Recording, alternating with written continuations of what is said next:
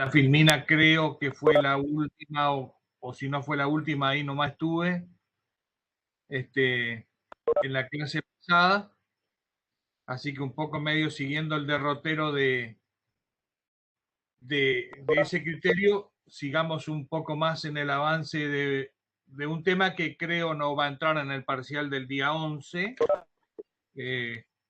por contenido, creo, justamente me demoré en entrar porque estaba conversando con la contadora Marisa Pérez Dudiuk por el chat, y estaba ella queriendo, a ver, vamos en el orden en que me van a acontecer los hechos y a mí las cosas. El martes que viene, hoy es jueves 30, no, jueves 29, 30, 1, 2, 3, 4.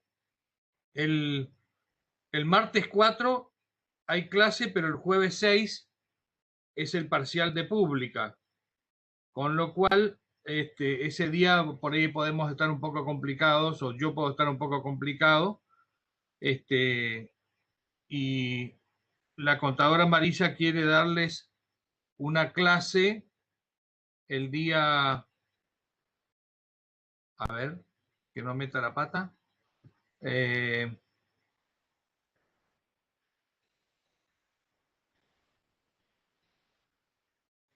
el día 8, no, estoy hablando macana, el jueves 6 es el parcial de pública.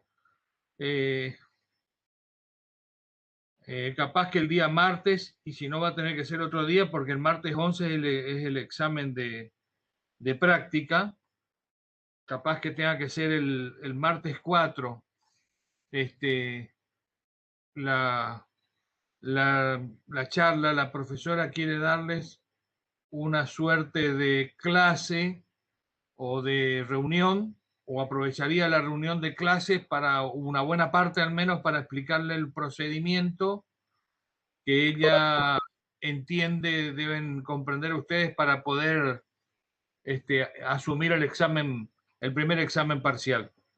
Con lo cual, bueno, yo voy a confirmar por algún medio posible si el día martes, que el martes 4, hacemos ese día la reunión de práctica a las 7:30, porque el jueves es el parcial de pública y probablemente algunos de todos los que están en la sala estén cursando también pública y estén un poco dispersos y no atentos. Si no, lo otro que puede llegar a pasar que lo dejemos para el día jueves 6 a las 19:30, o sea, 1 hora y media después que termine el parcial de pública. Esto lo voy a concertar con ella y lo vamos a avisar convenientemente para que sugiero estén en la reunión y hagan todas las preguntas que crean pertinentes respecto al tiempo, al contenido, a la distribución, al prorrateo de puntajes y compañía. Cumplido este aviso, seguimos. Yo me había quedado un poquito en el tema del procedimiento y cómo funciona todo esto, el tema del concurso. Y el tema del concurso preventivo y no quiebra, uno de los efectos que suele acontecer tiene que ver con el tipo de crédito anterior. Ahora ya me recaigo exclusivamente sobre los títulos y causas anteriores a la presentación del concurso, y acá cabe o cuadra hacer un comentario adicional. ¿Cuál es, profe, la fecha en que se toma como fecha de corte a partir de la cual no se deberían permitir nuevas ejecuciones y no se debería permitir el cómputo de intereses sobre las deudas que se ventilen o se cristalicen en el concurso, salvo honrosas excepciones, que sí se sigue computando los intereses? Los demás se deberían interrumpir a una fecha, y la fecha es la fecha de presentación o de petición al concurso. Y alguno diría, ¿por qué lo aclara? Porque muchas veces la petición, la fecha misma de la presentación, no es exactamente la misma fecha, cronológicamente hablando, de la fecha de la sentencia judicial de apertura de concurso. Y esto es razonable que así sea porque es medio difícil intentar creer que uno presenta un escrito y ese mismo día el juzgado provee de conformidad. Con lo cual, normalmente media una cantidad de días hábiles judiciales que no deberían superar los 15 hábiles judiciales en que la sentencia se emite, sale y lo que hace es retrotraer los efectos a la fecha de presentación. Normalmente de la redacción misma de la sentencia queda claro que de acuerdo a la presentación de la persona jurídica tal o de la persona física tal, de día tal, y cumplido, habiendo cumplido todos los recaudos, los formales y esenciales del artículo 11, que total o parcialmente los vimos y o los van a volver a ver, cumplido todo ello, todos esos recaudos, se sentencia la apertura o se decreta la apertura del concurso preventivo. Ese acto protocolar y formal de la sentencia en términos reales tiene una fecha obvia porque está cronológicamente en el expediente y se correspondería a la fecha en que el juez dictaminó. Emitió su dictamen, su manda y dictaminó.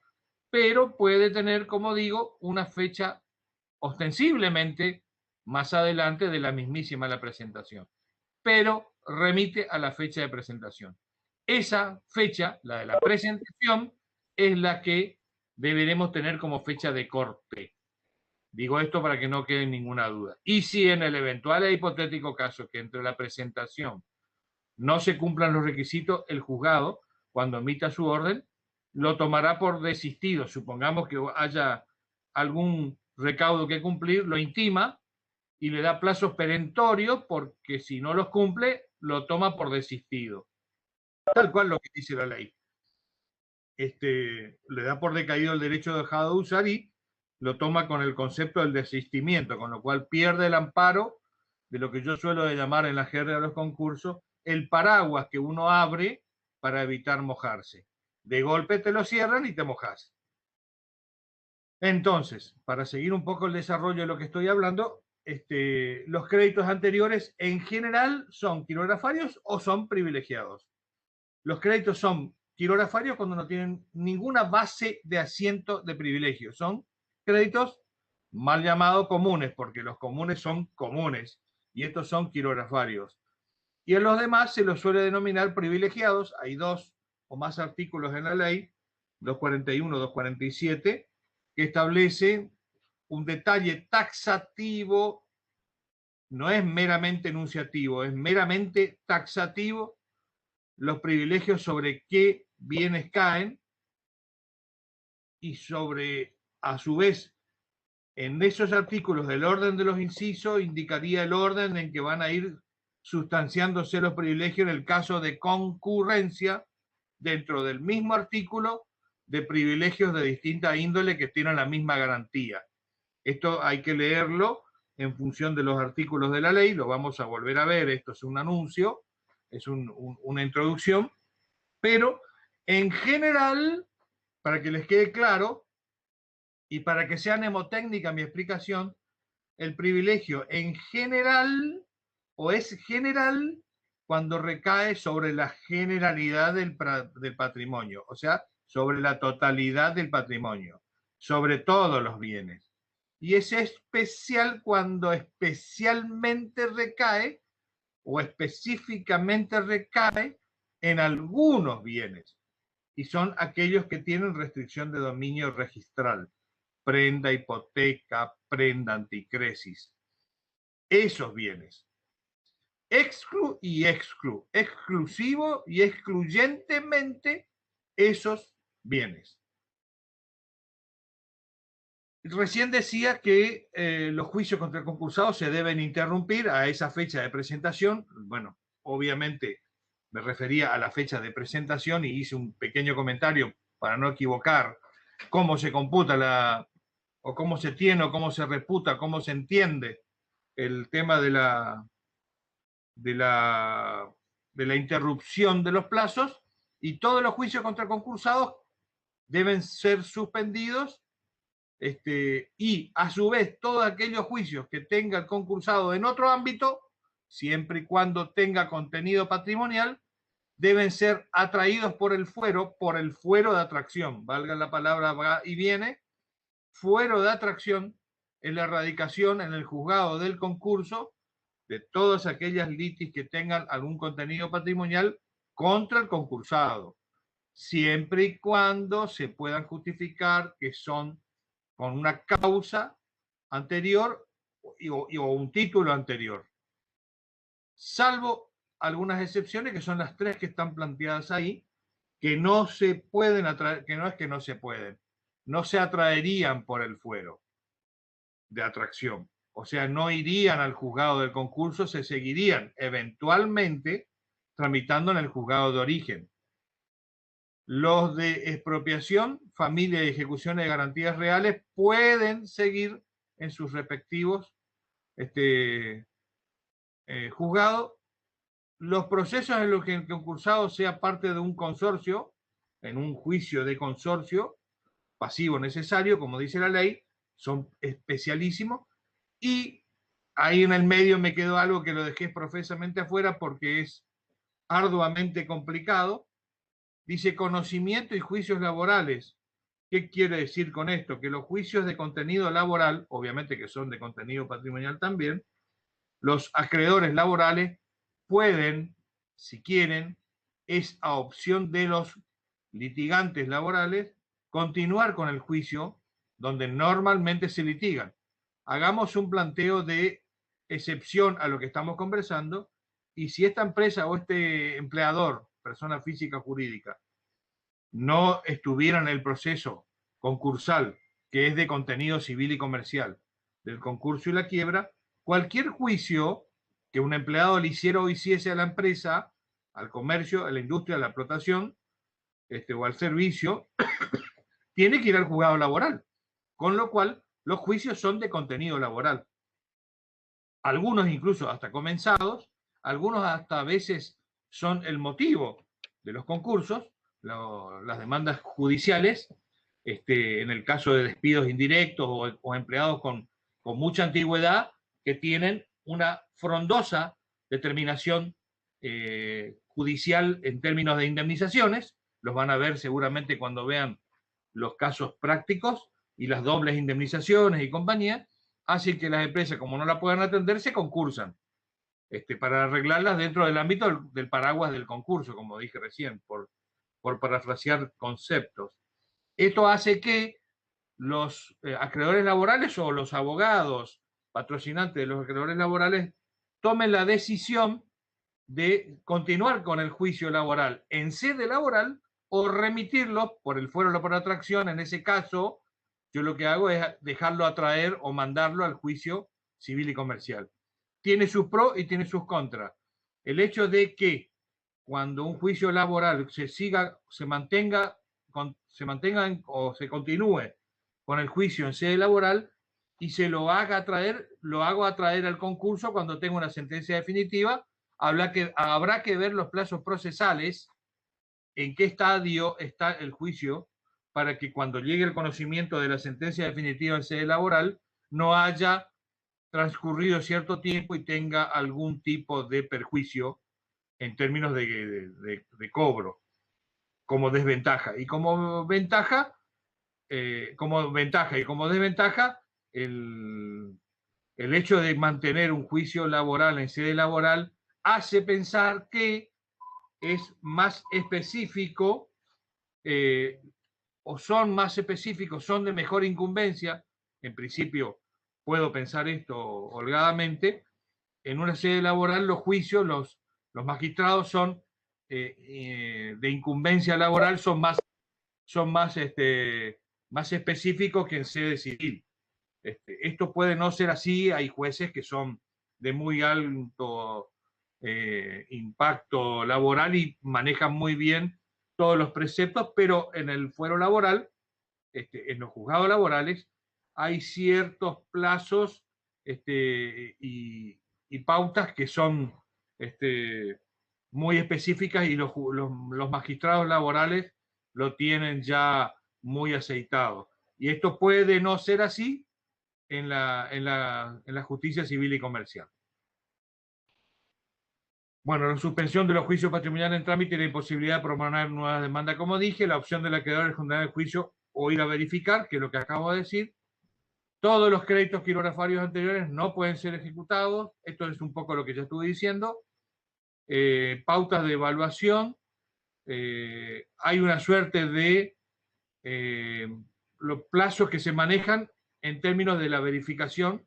Todos los créditos que uno pretenda hacer valer en el concurso deben ser validados por acción y efecto de la sindicatura, con lo cual es condición sine qua non presentarse ante la oficina del síndico, no al juzgado, sino ante la oficina del síndico para hacer una verificación. ¿Esto qué quiere decir?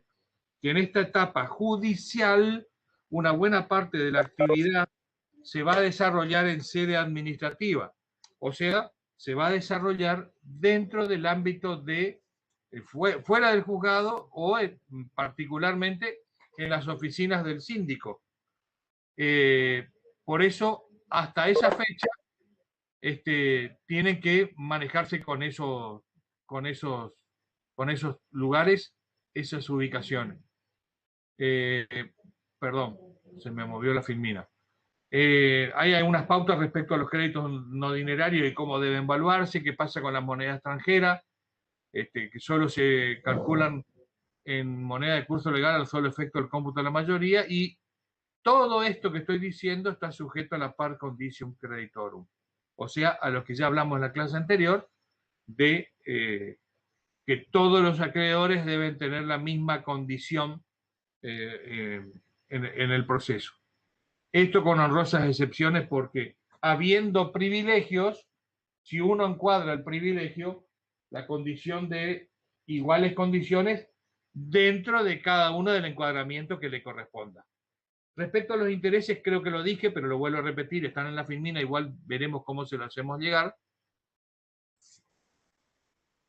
Tiene que ver con la suspensión de los intereses a la fecha de presentación sobre las deudas anteriores a la misma. Y dice al lado, quiebra, y se puso así, perdón, porque todo aquel acreedor que no logre verificar, que tenga acreditadamente créditos contra el concursado y no logre verificar en el concurso por no ser título causa anterior, automáticamente es un acreedor de la potencial quiebra. Como siempre se suele decir en la jerga, los acreedores postconcursales son los acreedores de la quiebra. Hay algunas excepciones, como dije hoy, a los créditos con garantías reales y a los créditos laborales. Bueno, a veces es usual, hay conceptos que tienen que ver con el parágrafo intereses, por eso está puesto así. Con respecto al reajuste del concursado, una propuesta de pago puede contener intereses. O sea, el concepto de frenar todo y suspender los intereses tiene excepciones en los créditos con garantías reales y en los créditos laborales, porque cuando venga la sentencia laboral, ya la sentencia en sede laboral ya viene calculado con intereses, con lo cual hay una parte de los intereses que ya vienen a notificar al juzgado civil y comercial del contenido de una sentencia que ya tiene intereses laborales implícitos contenidos en el monto acordado o sentenciado. En otra sede, pero ahora reconocido, para aquellos casos de aquellos acreedores que han decidido continuar en sede laboral, donde, como dije hoy, los magistrados en sede laboral son muy proclives a determinar ajustes sobre los créditos laborales en forma pronta. Y respecto a otros intereses que sí pueden proceder, pueden tener que ver con los intereses ofrecidos, si fueron ofrecidos, por el concursado en su propuesta de pago. ¿Qué pasa con todos aquellos contratos que están vigentes o pueden estar vigentes al momento de la presentación del concurso?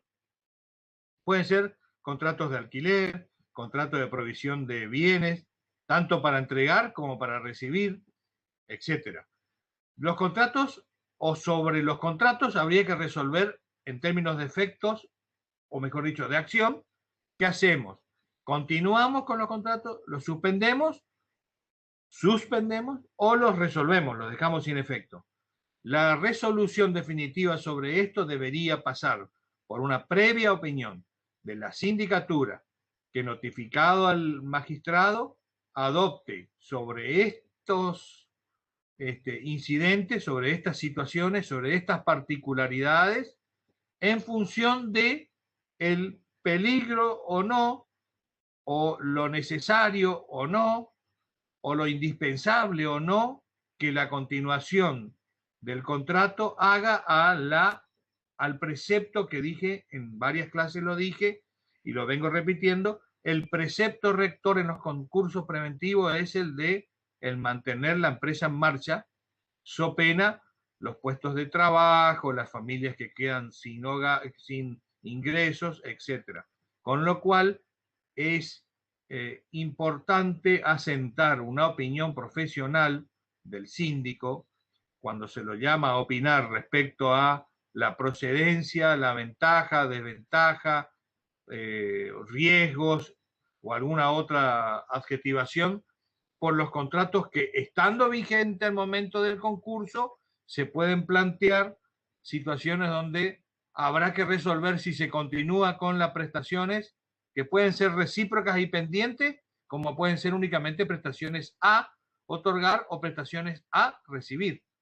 Digo esto porque muchas veces uno está obligado a entregar cosas y habrá que resolver si se continúa entregando, se suspende la entrega o se resuelve el contrato de provisión de bienes nuestro hacia los clientes, o en algunos casos algún proveedor que decida suspender la entrega de los bienes, que el fallido deba plantearlo judicialmente y le corran vista al síndico para que opine si la suspensión o la resolución del proveedor a la empresa concursada es lo gravemente implacable como para que amerite que el síndico le informe al juzgado para que el juzgado intime a los acreedores a que mantengan las condiciones en tanto y en cuanto la empresa pueda pagarlo. Por supuesto, no se le puede pedir al acreedor que mantenga las condiciones anteriores cuando no se le paga.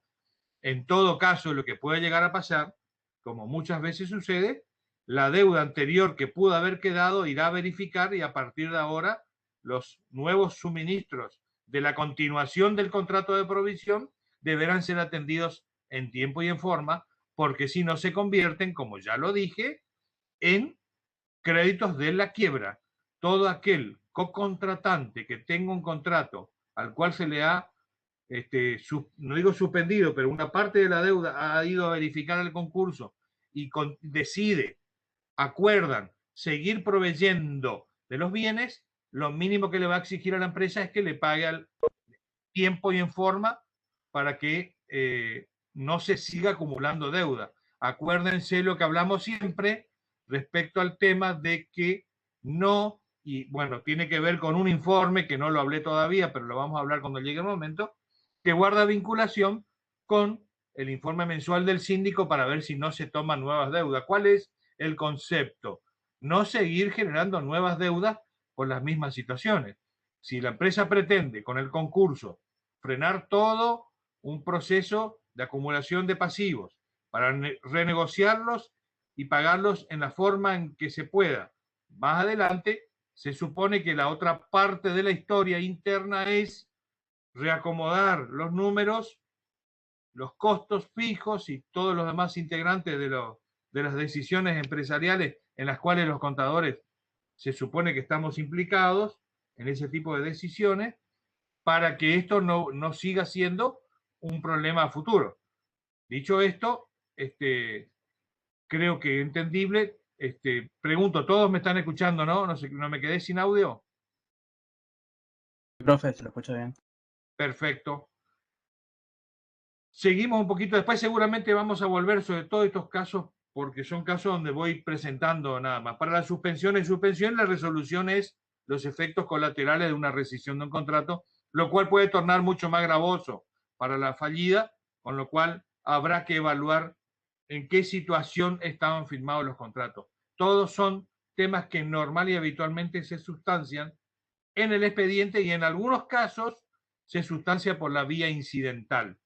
Los incidentes que son por cuerda del expediente principal están regulados por el artículo 280 de la Ley de Concursos y Quiebra, que son aquellos subexpedientes, por llamarlo de una manera, expedientes más chiquitos que tramitan vía incidental, que hacen que se tramitan por vía incidental justamente para que no complique la acción procesal del expediente principal. Y a veces no tiene efecto suspensivo. Los efectos sobre los órganos de administración. Acá estamos hablando de todos los efectos y son los que por ahí de pronto algunos son de mucho más alto impacto que otros. En los efectos creo que ya lo dije, acá no se produce el desapoderamiento, la administración se puede seguir manteniendo bajo la vigilancia del síndico, artículos 15 y 16 de la ley, pero se tiene vedados los actos de disposición.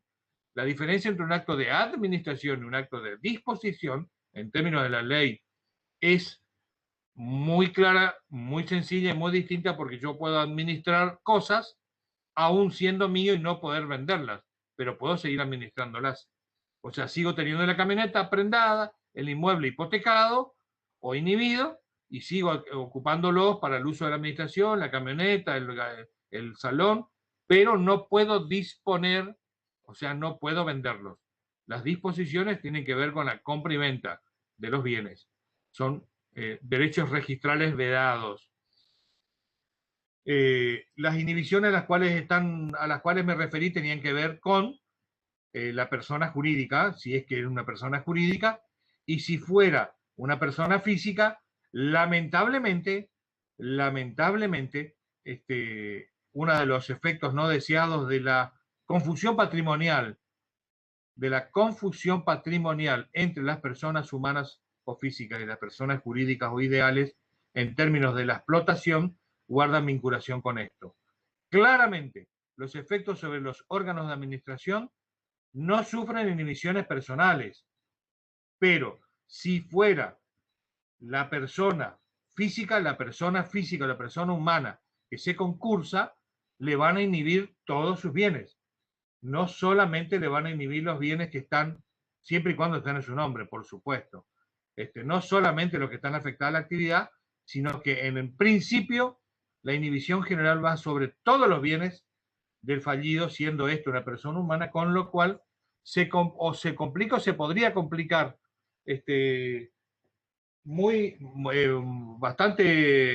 bastante seriamente, en el sentido de que cómo se hace para separar en esta confusión patrimonial qué bienes, claramente digo por el origen del ingreso al patrimonio. Ya está claro que si tiene un comercio y tiene una lancha en el Paso, una casa en el Paso, no tiene nada que ver con el comercio. El tema es cuánto del dinero producido del negocio significó la reserva de dinero para comprar los bienes de recreo verano, o de recreo de casa habitación, o cuánto significó para comprar un auto afectado a la actividad, o una lancha en el Paso para las vacaciones. Entonces se mezcla, hay una confusión patrimonial de bienes y su justificación de origen al patrimonio que hacen difícil o pueden hacer difícil al momento de su pedido de levantamiento por no tener nada que ver con la actividad comercial o de servicio o de industria que esté llevando adelante. Por eso, muchas veces se suele decir que para las actividades comerciales siempre es conveniente tener una persona jurídica actuando para no mezclar las cosas personales con las cosas del negocio o de la empresa o el servicio, que sea una cosa distinta en términos jurídicamente hablando. Igual a lo que me estoy refiriendo con ese punto, y con esto termino, es de que la actividad del administrador no deberían sufrir inhibiciones personales. Sí, probablemente tenga restricciones de otro tipo, personales, pero no en sus bienes.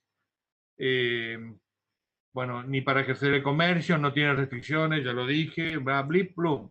No sufren inhabilitación, Estoy hablando del presidente del directorio, del administrador de una SAS, etc. Lo que sí, seguramente va a ser una complicación, es que si quieren viajar al exterior, deben informar al juzgado. Esto es un poco una complicación a las personas humanas cuando, siendo administradores de personas jurídicas o siendo ellos mismos los titulares del concurso, se encuentran con esta situación, que quieren salir del país y se les requiere primero que informen al juzgado. Y si el plazo de salida del país supera la cantidad de 40 días, deben pedir autorización previa. ¿Y esto cómo se afianza?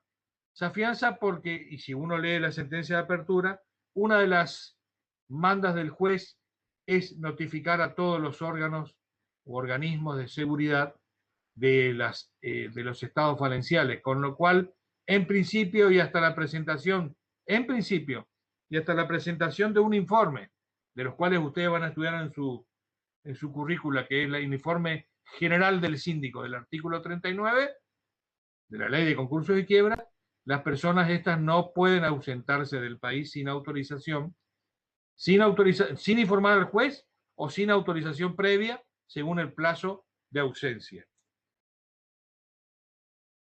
Bueno, vamos a entrar al proceso del artículo 32, rapidito para no perdernos un poco la línea de lo que van a... Porque acá yo estoy llegando un poco a lo que van a ver en la parte de práctico. Todo hasta ahora vino un poco la introducción, ¿no? Que yo rescato que deben leerla un poco ustedes, y no es tanto para enloquecerse, los primeros 34, 32, 31 artículos, con más lo de los privilegios que mencioné hoy, 241 y 273. Yo, bueno, 280 si es por la sindicatura, también pueden leerlo, por los incidentes, perdón.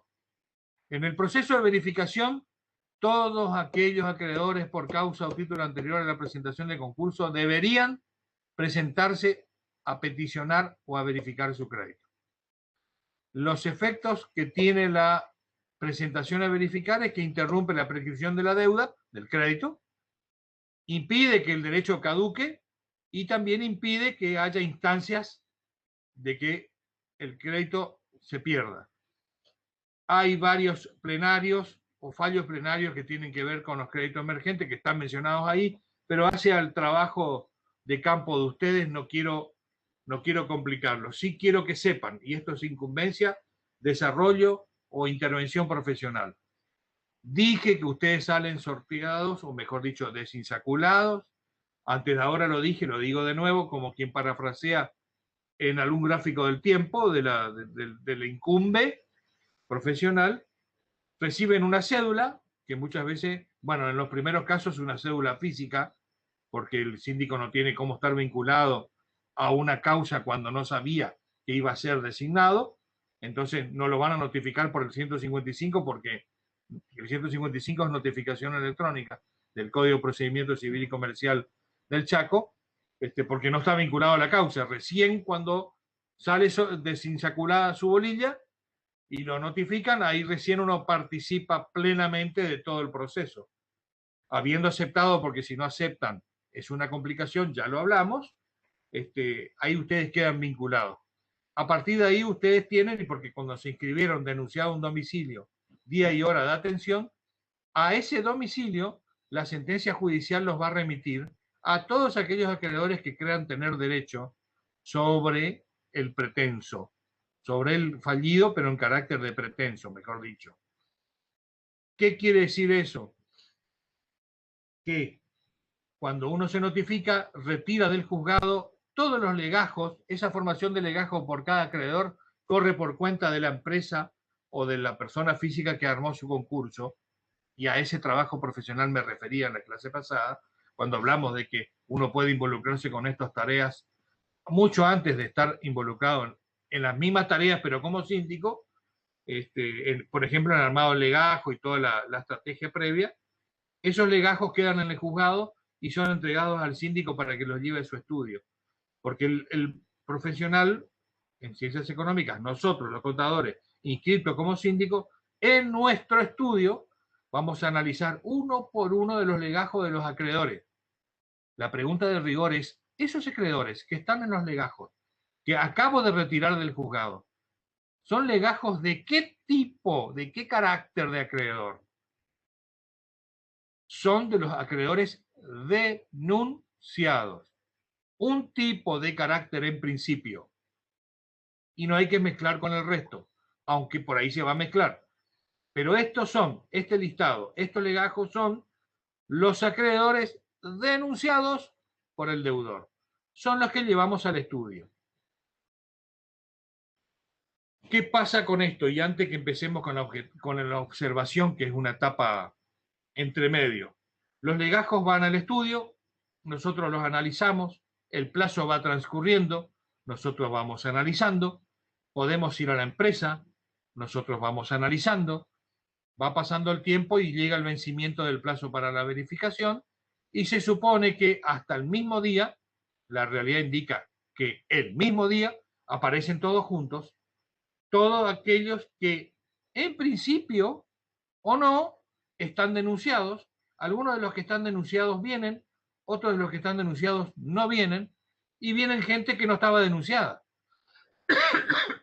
Y ahí hay distintos casos, porque se van a encontrar con situaciones donde acreedores que fueron denunciados se presentan a verificar, acreedores que habiendo estado denunciados no se presentaron al proceso de verificación, al menos en forma tempestiva, y algunos acreedores que se presentan por vez primera no figuraban en el listado de denunciados.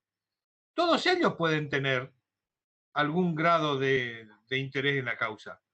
Vale decir, es importante aclarar, que los que están presentados son los sobre los cuales hay que emitir dictamen, sí o sí, pero habrá que tener sentada una opinión respecto a todos aquellos que fueron denunciados y no se presentaron.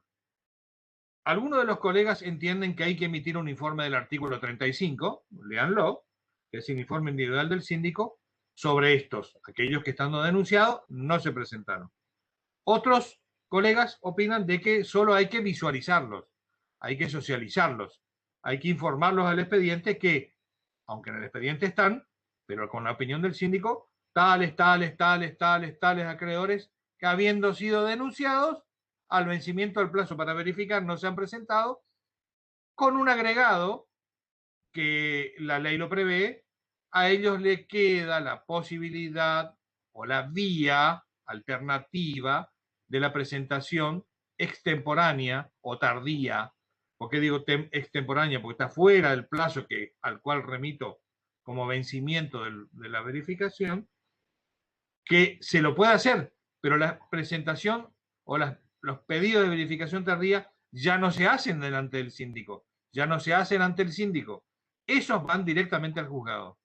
Y después sí vienen para la opinión del síndico en un informe parecido al 35, pero es el 56, que son los incidentes, porque son incidentes de verificación tardía y como tales tienen otro número de expediente, no es el expediente original, es el expediente tal en autos tal, el expediente del incidente en autos tal, que es el expediente principal, sobre los cuales van y tienen otras connotaciones porque generalmente están sujetos a honorarios aparte y a tasas de justicia, todo lo demás, como si fuera un juicio normal y habitual de los que se tramitan en otras, con otras litis en otros fueros, civiles y comerciales, pero no concursales, quise decir.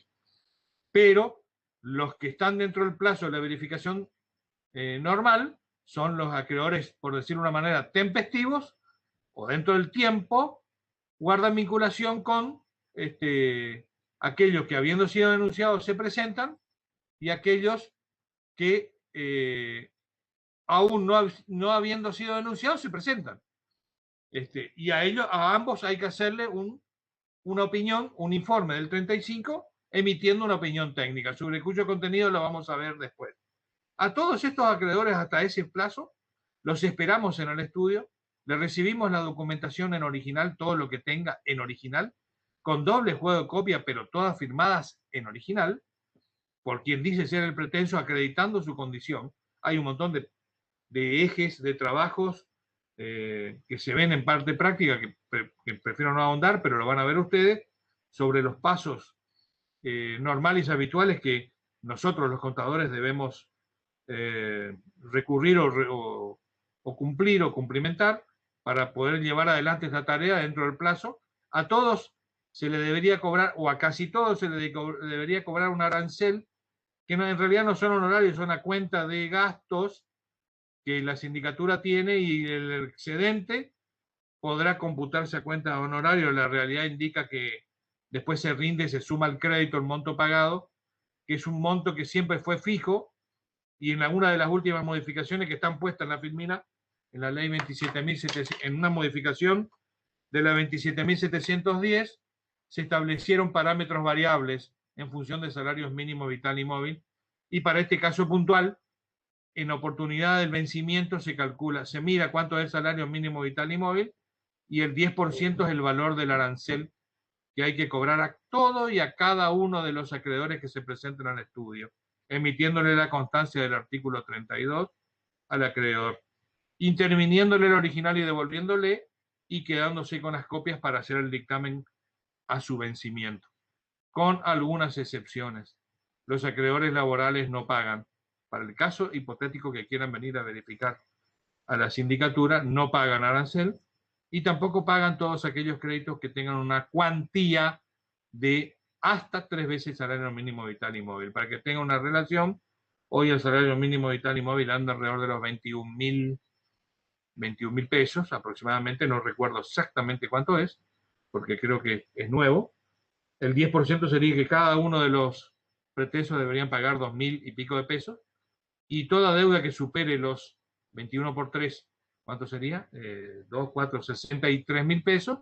Si la deuda supera 63.000, corresponde pagar arancel. Si la deuda no supera 63.000, se puede exceptuar por su cuantía. Esto está en la ley, hay que leerlo. El cobro por parte del síndico y el pago por parte del pretenso, como si fuera un honorario, como si fuera un honorario que no son honorarios, pero se suma el crédito en el caso que se verifique, y si no se pierde. Si no se aconseja verificar, ese dinero se pierde. Si se aconseja verificar, ese monto se suma al crédito y pasa a tener la misma calificación que el crédito que tenía el pretenso en aras del concurso. Todo este proceso de verificación de crédito y su vencimiento, recibido en el estudio, no hay juzgado hasta ahora, fuera de haber aceptado el cargo y haber presentado otras cosas que no viene al caso hablar ahora, porque quiero hablar de esto, que tiene que ver con la publicística. A ver si se me escucha, porque cuando alguien me habla. ¿Todos me están escuchando? Sí, profe, perfecto. Sí, bien, profe. bien. Porque el otro día me quedé hablando solito, como el negro Herrera, el guerrero Martínez. Decía que, a ver, en este caso, dentro de las 24, dentro de los 5 días de vencido el plazo de la verificación, el mismísimo deudor o cualquier acreedor puede presentarse a la oficina del síndico, pedir los legajos y observar los créditos. Esa observación del mismísimo acreedor, deudor o cualquier acreedor, tiene que hacerlo por escrito, lo tiene que hacer ante el síndico. Esas copias hay que agregarlos. Esa copia de la observación del crédito, de ese escrito de la observación, hay que agregarlo al legajo. No hace falta contestar, por eso dice ahí, no hay traslados, y la copia hay que recibir en 3 ejemplares, porque uno queda agregado a los legajos que tenemos en el estudio, y los otros 2 se mandan al juzgado para que el juzgado agregue esas observaciones a los legajos que quedan en el juzgado, porque debo reconocer también, y deben acordarse ustedes de leer el artículo 279. El artículo 279 establece que el acreedor que pida su concurso debe acompañar dentro de la documentación respaldatoria que está en el inciso 11, un detalle de los acreedores con el título y la causa que originaron esos pasivos, y debe acompañar copia, que es el artículo 279, se llama legajo de copias, que quedan en el juzgado para la consulta de cualquier acreedor que quiera hacerla en el juzgado y no tenga la obligación de tener que ir a la oficina del síndico. Se puede consultar en el juzgado también. Es un doble control. En el juzgado se puede mirar, bueno, en condiciones normales, ahora con la pandemia sumamente complicado, pero, y la otra es ir a la oficina del síndico, que también en época de pandemia se tornó sumamente complicado por el tema de atención personalizada y cantidad de personas en el estudio y compañía, más que nada en el proceso de la verificación.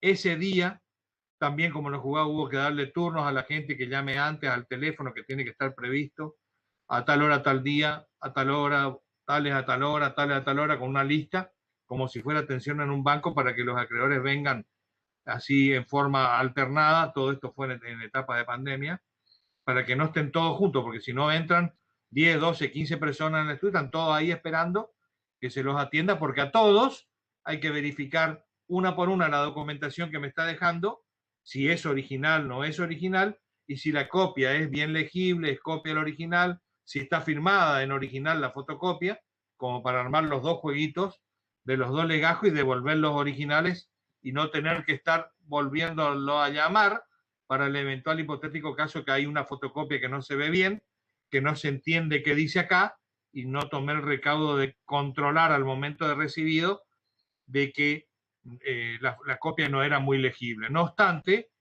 se suele utilizar un precepto que dice que el síndico tiene, un precepto que en realidad está en la ley, el síndico puede pedirle a los acreedores o a los pretensos acreedores en cualquier momento en este proceso, hasta que haga su dictamen, que le acrediten determinadas condiciones de documentación que pueden ser de necesidad para opinar, y que si no lo acredita, eso obsta a la verificación.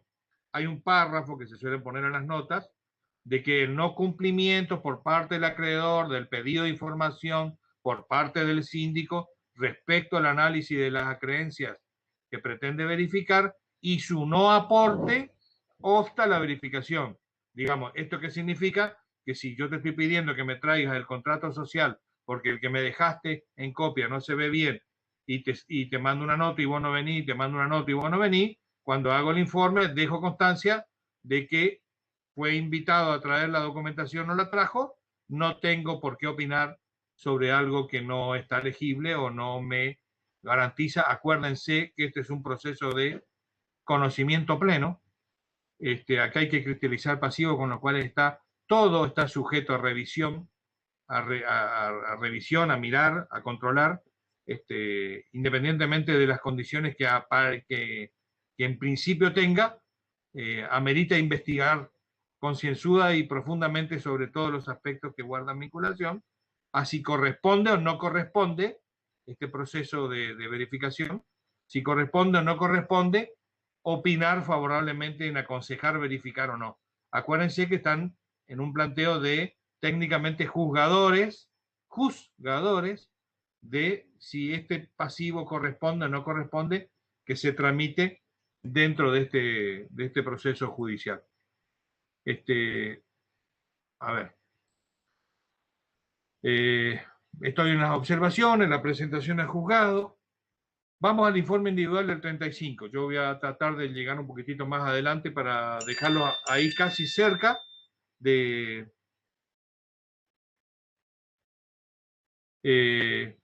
casi cerca del dictamen pericial. Gustavo, hacemos, por favor. Contestar, te hablo después que estoy en clase. El informe individual de los créditos que está previsto en el artículo 35 de Ana María. Es, como está puesto en términos de eje conceptual, un dictamen técnico e imparcial cuya redacción y presentación está a cargo nuestra, del síndico concursal. Es el informe al cual refería recién, que hay que hacer por todo y cada uno de los informes, perdón, de los legajos o de las pretensiones de crédito que me traigan al estudio o nos alcancen al estudio para emitir dictamen.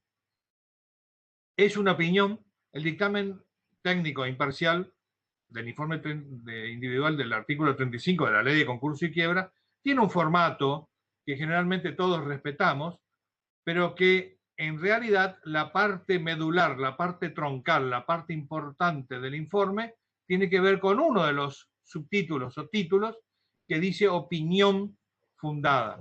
Esa opinión es un poco el dictamen técnico, que tiene que ver con lo que el síndico piensa que es la relación, o que si existe o no existe, o si procede o no procede, él o todos los créditos que me están pidiendo verificar, y si me han pedido el privilegio o me han invocado que la deuda que quiero verificar tiene o no tiene privilegios, también deberé opinar sobre ello. Hago este comentario porque si bien es cierto, es muy serio y es muy responsable que la opinión fundada sea técnica, sea imparcial y tenga muy buena fundamentación técnica conceptual de contadores, que es un tema que lo van a ver en parte práctica, cómo se hace para asegurarse de que lo que estoy aconsejando verificar está bien y no tiene partes flojas. Todo esto que dije tiene que ver, y aún así nuestro informe no es vinculante. No es vinculante para su señoría o el magistrado, porque lo toma como una opinión, lo toma como una opinión más, le exige al síndico que opine, pero no está obligado a actuar en consecuencia. Muchos de los dictámenes de otra resolución, que no la vamos a ver ahora, que es la resolución de procedencia, el juez se explaya en oportunidad que opina sobre cada una de los créditos verificados en función de la opinión del síndico, a veces compartiendo lo que la sindicatura o el órgano concursal o el órgano sindical dijo, y a veces contradiciéndolo. No se comparte la opinión, no se está de acuerdo y opina. Y esa resolución es la resolución del juez. Acuérdense que nosotros somos auxiliares, en este caso del juez, calificados auxiliares, pero no obligados a resolver en función de nuestra opinión. La resolución judicial del 36, que es la que declara cada crédito, si está verificado, si es admisible o es inadmisible, es a la cual me estaba refiriendo recién. Es una sentencia, una resolución judicial, una sentencia judicial, donde va a analizar uno por uno todos los créditos y se supone que uno por uno todos los informes que nosotros presentamos respecto a cada uno de ellos, y si hubo observaciones también, a esa es la que me refería hoy, de forma tal de que saca una opinión calificada, discutible o no, respecto a si los créditos, como están planteados, son o están para ser verificados, son o están para ser admisibles, o son o están para ser inadmisibles. En todos los casos, el que funda la opinión es el juez. Y habrá que ver sobre qué base se resuelve el tema. ¿Qué diferencia hay sobre, lo vamos a volver a ver más adelante, los verificados sobre los cuales ya opinó que están verificados, reviste el carácter de cosa juzgada y ya no se discute más? Y en el caso de que lo declare admisible, puede ser recurrible dentro de un plazo que la ley establece para determinados o con determinado alcance. Ahora bien, y esto tiene que ver con un procedimiento normal y habitual, ¿en qué caso el juzgado puede, o el juez o su señoría puede declarar verificado? Puede declararlo verificado, primero porque lo estima procedente, siempre y cuando no haya habido observaciones. Y en particular que la opinión del síndico haya sido favorable. ¿Esto qué quiere decir? Que si estos tres requisitos no se dan, automáticamente el crédito, con una suerte de mezcla de estos incisos, puede pasar a ser admisible. Fíjense que un crédito que el juzgado estimaba que era procedente, pero hubo observaciones, ya no podrá ser verificado. podrá ser en todo caso, porque lo estima procedente, declarado admisible. Lo mismo sucede con la opinión del síndico. Si el crédito, el síndico opinó que no hay que verificarlo o que tiene alguna restricción o una opinión, aunque fuera parcialmente desfavorable, ya no podría el juzgado declararlo como verificado. Debería declararlo ante una opinión desfavorable total o parcialmente del síndico, aunque crea que es procedente y no haya observaciones, lo tiene que declarar como admisible. No sé si se alcanza a entender que la declaración judicial respecto a los créditos pueden tener cualesquiera de estos caracteres, o caracteres, mejor dicho, pero en función de estas variables que se pueden dar. Y en el caso de que el síndico opine que es bueno, yo he visto casos donde la sindicatura ha opinado que es inadmisible y el juzgado ha opinado que es admisible, porque la opinión del síndico era desfavorable. Y evidentemente el juzgado entendía que era procedente. Y no tenía ninguna observación. Si tenía observación, por ahí de pronto incluso hay que sustentarlo bien para que se mantenga la condición de admisible. Si no, pasa a su condición de admisible. Que sea inadmisible significa que ya no integra el proceso al cual estamos refiriéndonos. No va a seguir con todos los pasos en el proceso como estamos hasta ahora. Y en los verificados y admisibles, sí, vamos a seguir, porque el crédito que se declara verificado hace cosa juzgada y el crédito que se declara admisible o inadmisible están sujetos a revisión por la vía incidental. Bueno, ahí llegamos al informe general. Yo no quisiera entrar con el informe general porque lo quiero dejar para una clase tranquila. Yo no sé si la clase tranquila va a poder ser la del martes 6, porque me parece... No, martes 4, perdón. Sí, va a poder ser la del martes 4, porque el jueves 6 es el primer parcial de la otra materia donde estoy, por ahí me voy a complicar. A lo mejor le voy a pedir que se queden el jueves 6 a clase, aunque yo no esté, porque así la contadora Marisa les explica el tema del parcial y yo me dedico a mi parcial de pública más temprano. Pero en principio, salvo mejor opinión, y dado que venimos bastante bien con el temario, y no haya alguna otra pregunta, podemos llegar a juntarnos el martes 4 de mayo, 19:30, para ver si podemos concluir, porque aparte voy a juntarla, un poco medio que las voy a necesitar juntar a la bolilla esta y la que sigue, vinculándolas, porque estoy, si se quiere, un poco en el proceso de verificación y vamos a hablar seguramente después de los acreedores y después de los créditos y después de los privilegios, con lo cual voy barriendo un poco los dos temas. Me va a quedar para ver en un solo tema puntual, tal vez el pronto pago laboral y algún otro tema puntual, qué sé yo, por ahí cuando entremos en la quiebra, la salida de la quiebra por las cooperativas de trabajo, un tema muy puntual, pero ya más apuntando a quiebra.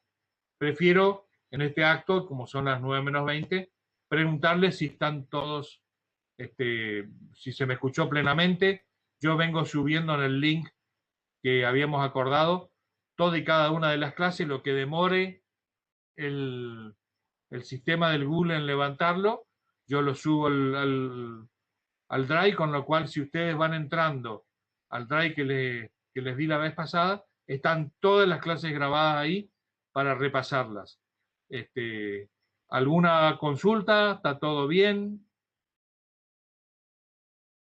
Profe, se lo escuchó perfecto. ¿Y la clase del jueves 6 sería también a las 7:30, igual con la profesora Marisa?